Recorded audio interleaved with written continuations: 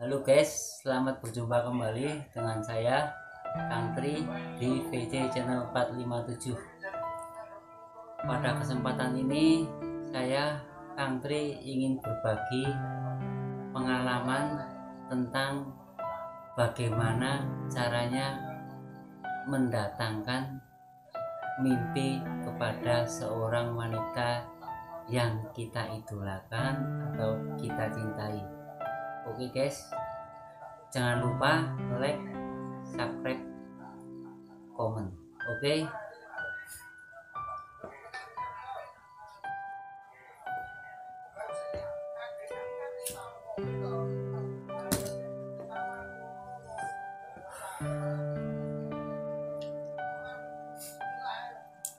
Jujur, saya ingin berbagi sebuah pengalaman tentang bagaimana mendatangkan mimpi kepada seseorang yang kita cintai.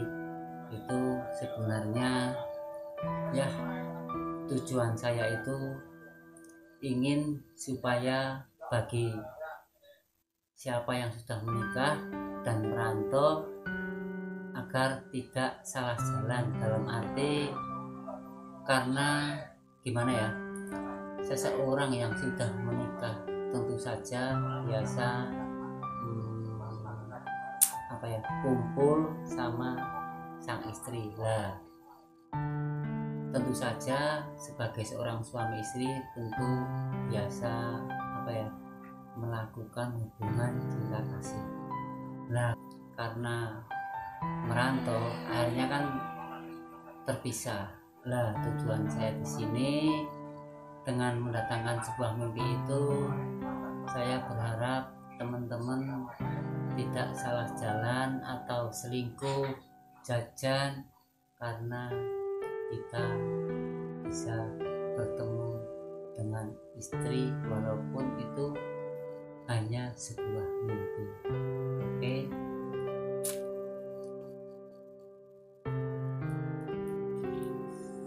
Jadi gini guys, caranya sebelum kita belajar, tentu saja yang pertama-tama itu kita harus belajar fokus. Jadi paling tidak itu kita punya gambaran wajah istri kita atau wanita yang kita idolakan itu secara detail. Jadi wajah seorang istri itu harus bisa kita bayangkan. Nah, kalau sudah bisa membayangkan wajah wanita yang kita cintai itu gembuleng di pelupuk mata kita, lah itu tanda apa yang akan kita kirim mimpi itu berhasil.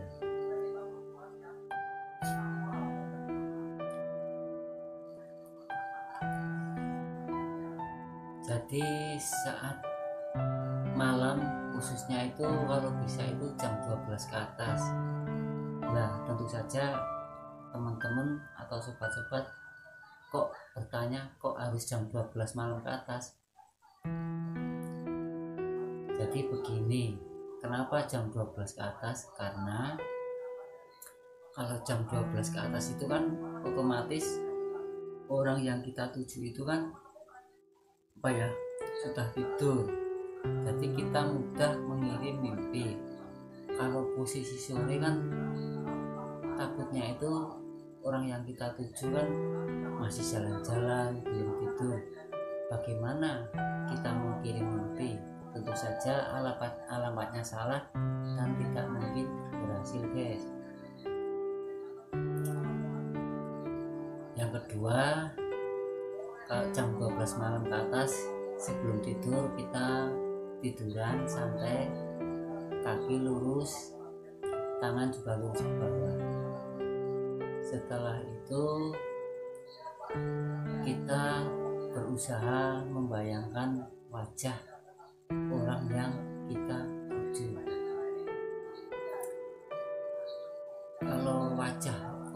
kita tuju itu sudah gembuleng atau bisa dekat di pelupuk mata kita ini, terus kita tarik nafas, tahan. Setelah itu kita membaca Sirullah, Datullah, Sifatullah, Wujudullah. Terus dilanjutkan dengan datku awarno marang datnya orang yang kita tuju. Setelah itu tangan dituntun sidakep di dada, terus kita tutup pulas. Dan yang perlu diingat, doa ini tidak bisa dibaca 2 kali, jadi harus dibaca 1 kali secara khusyuk. Dan pembacaannya ini harus wajah orang yang kita tuju benar-benar sudah di mata kita. Nah itu guys. Setelah itu pembuktiannya kalau bisa itu kita sama istri, jangan sama orang lain, soalnya ini bahaya ya. Jadi gini, jadi kalau kita sudah membaca itu pagi-paginya, kita telepon istri, Bu, tadi malam mimpi gak? Nah kalau istri bilang mimpi, berarti doa kita berhasil. Nah itu. Tapi kalau bagi yang remaja-remaja yang belum punya istri ya, sama tetangga dekat juga bisa. Jadi ciri-cirinya gini ya, setelah malam kita gunakan itu, pagi-pagi kita main ke rumahnya, terus pura-pura kita nggak tahu dia mandi keramas gak. Kalau mandi keramas terus mimik wanita itu kok senyum-senyum apa gimana, itu tandanya berhasil. Terus malamnya lagi kita ulang, kok paginya kita main lagi, kok wanita tadi atau gadis yang kita idolakan tadi kok mandi keramas lagi, kok sama kita kok tingkahnya jadi berbeda, lebih senyum-senyum gitu. Itu tandanya berhasil ya kan. Masa setiap pagi mau mandi keramas terus kan nggak mungkin.